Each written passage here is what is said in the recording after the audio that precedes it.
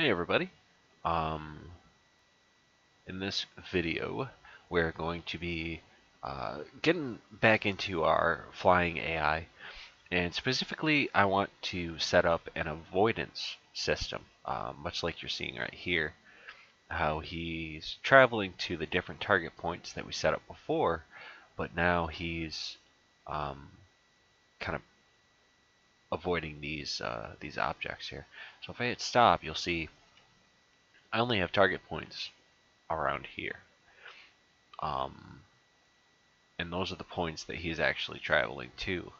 But when he hits an object, he finds a point above the object, goes to it, and then continues on his path to the different target points. So let's take a look at how I did that. Alright. So within the flying AI, I have on event begin play, I'm setting a timer by function name, and the function name is called trace, 0.1 seconds, and it's looping. And here's that custom event here. Same thing. And then over here is another custom event called restart.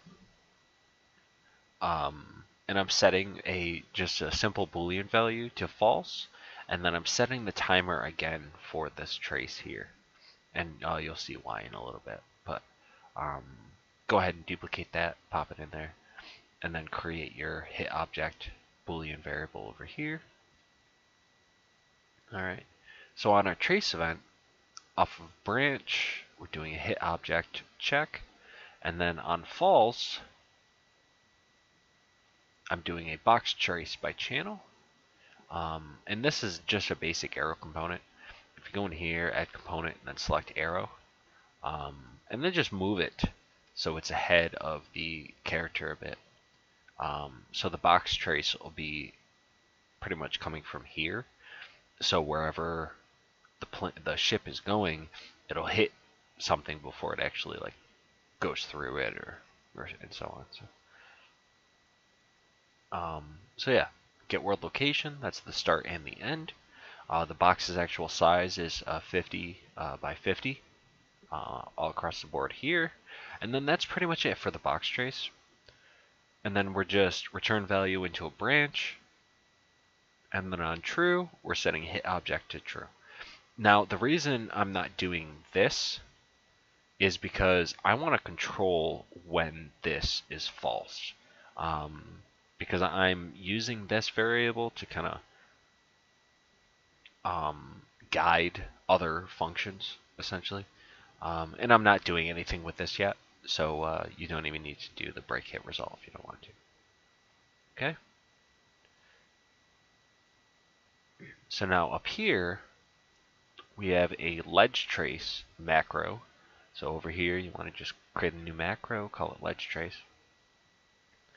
And we're getting our arrow component, get world location, and then we want to break the vector of that and make a vector. Well, what you can also do instead of break vector is split struct pin if you want to. But I figure this is a little bit more. It's a little bit easier to read this way. So break vector X, Y, and then on Z, you want to add 500 value. Basically, this is to go up in the Z axis. And then we're adding that.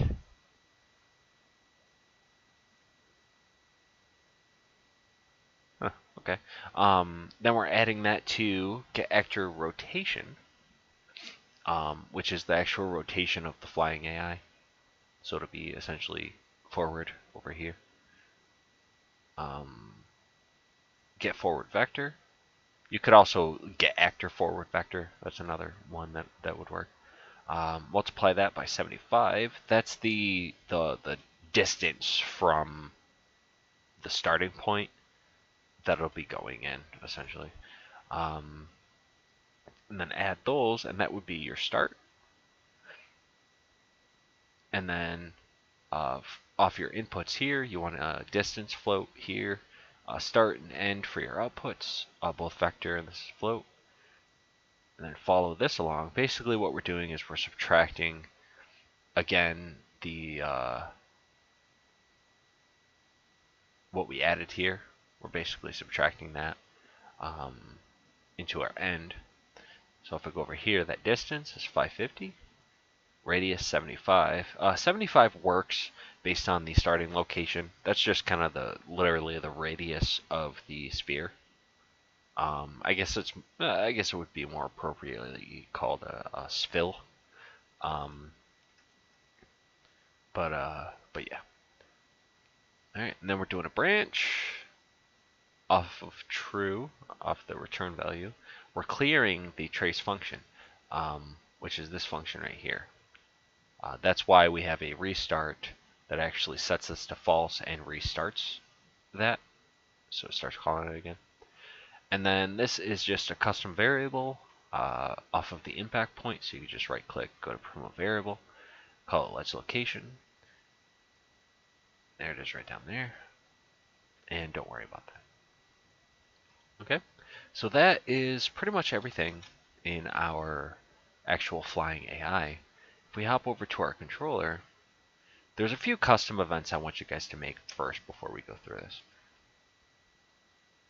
So I want you to make sure you have a find location, which I believe you already do from a previous tutorial, but if you don't, go ahead and make that.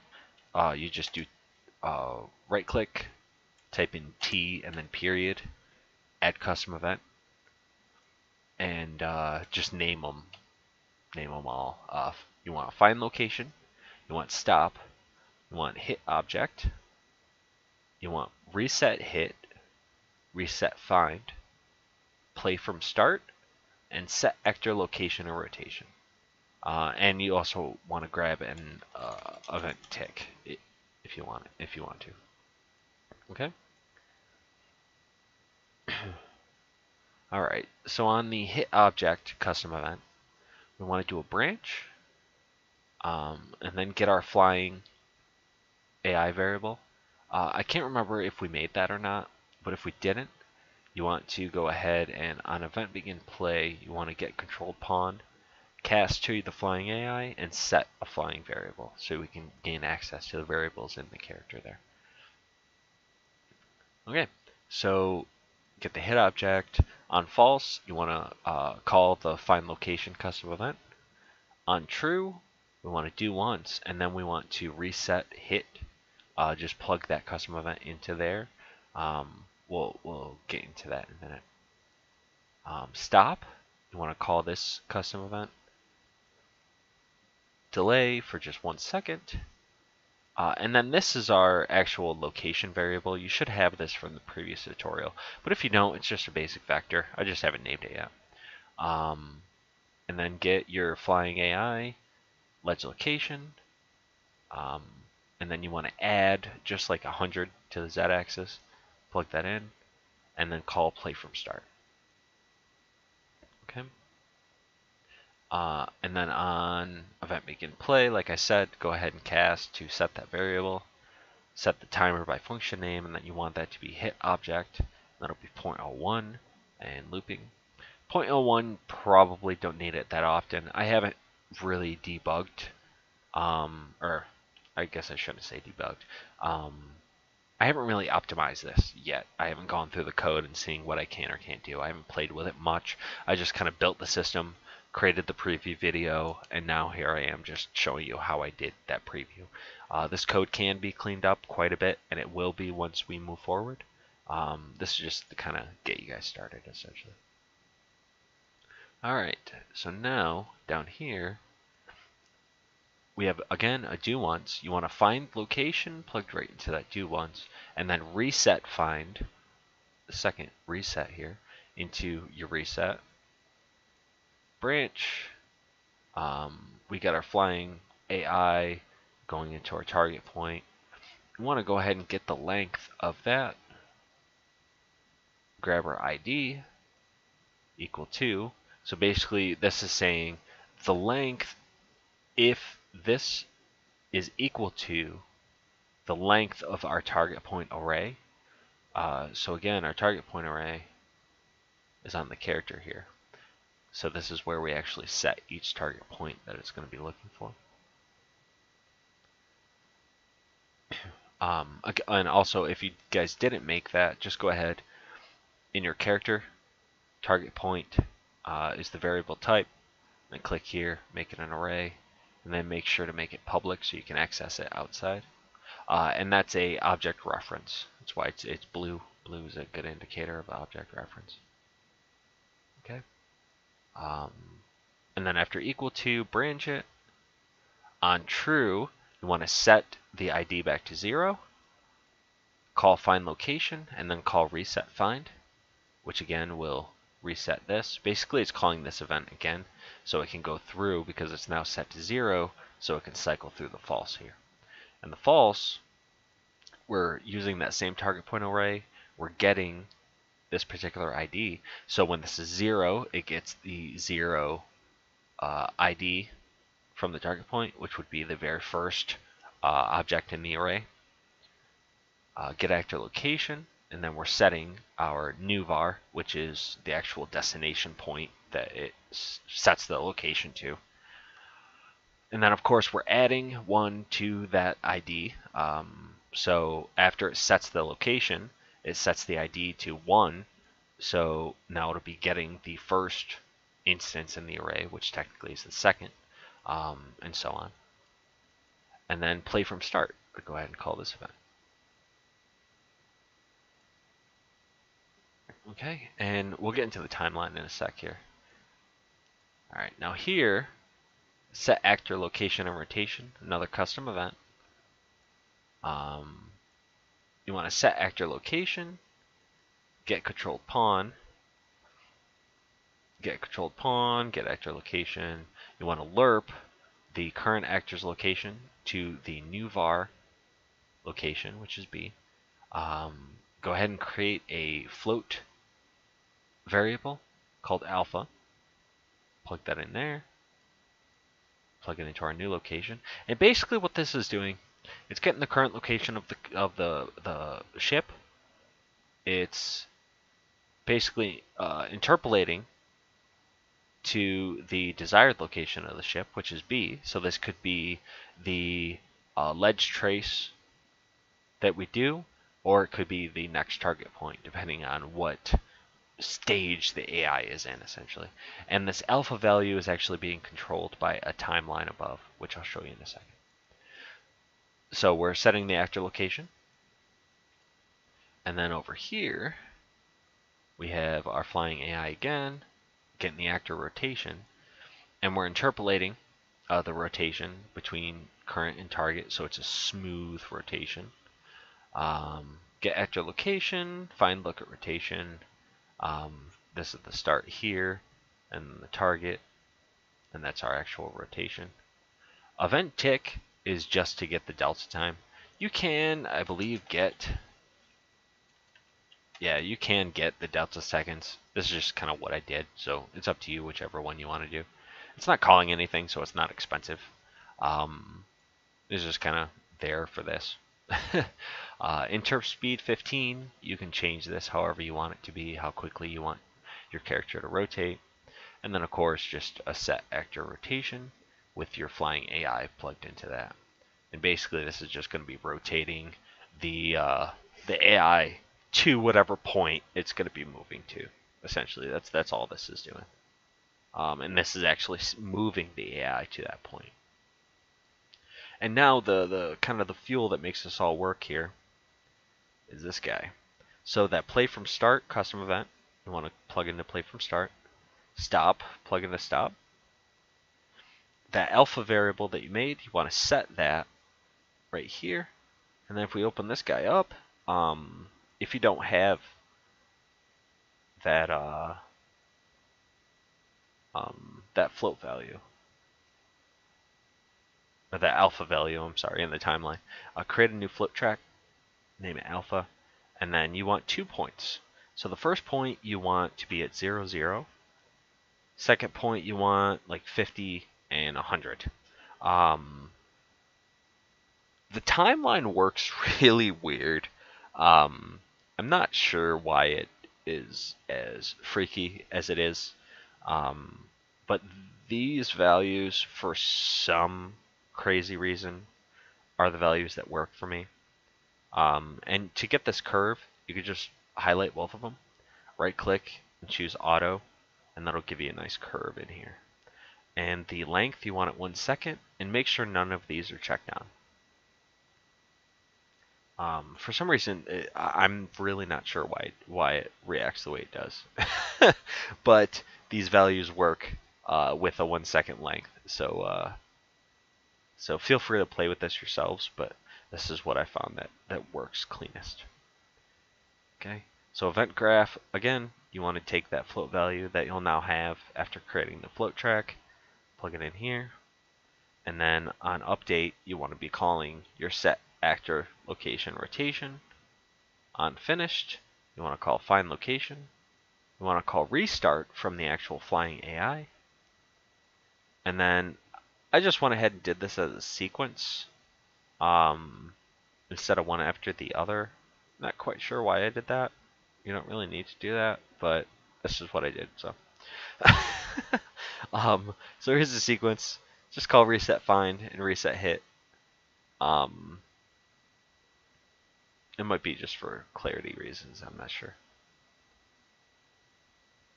And I do believe that is everything. Okay, so once you bring your AI into the world, what you're going to want to do is drag out your target points and then add your array elements, and then just grab this pick actor from scene here, and then it'll give you the eyedropper cursor. Then just highlight over one of the target points and select it. Select all of them. Now there's a different way you can do this. Instead of doing an array and manually adding them, you could just do get all actors of class, and then for each loop, and then add them all to the array instead of manually picking them. But I feel like this way gives you a little more control over what target points your ship's going to be patrolling. Of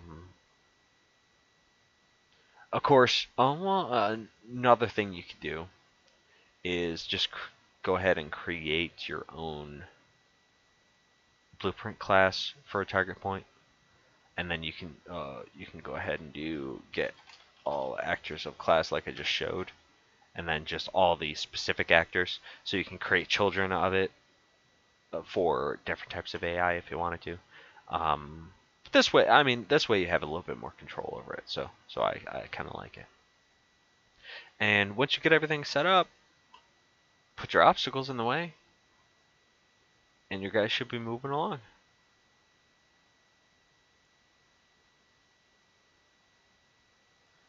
And I'll go ahead and AI here. Let's do for duration. And for duration. Basically so you can see what's going on. So you see the box trace and then the sphere trace right here.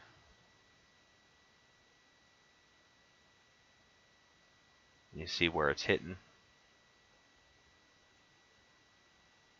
Hitting there. So it goes over it.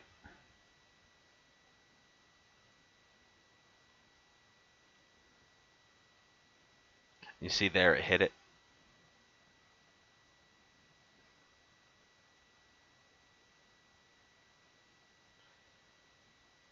And if you can't move these, just make sure they're movable.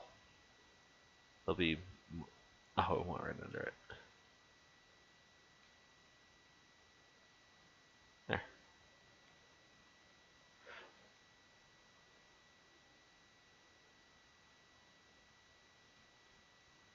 Oh, yeah. Oh, it's hitting it again. There we go. It managed to fix itself. I do, however, want to try this out.